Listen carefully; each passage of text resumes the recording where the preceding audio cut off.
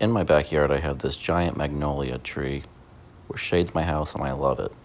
However, lately I've noticed it's been attracting a ton of flies.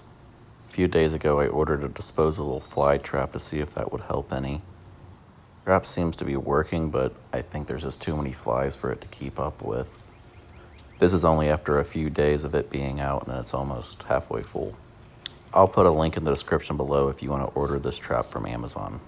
I found an article by the Ohio State University stating that these white growths are Magnolia Scales.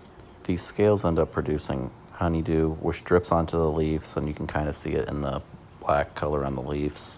This is high in sugar, which attracts all the flies, ants, and wasps. There's not really a solution to get rid of it unless you have a small tree and you can scrub the scales off.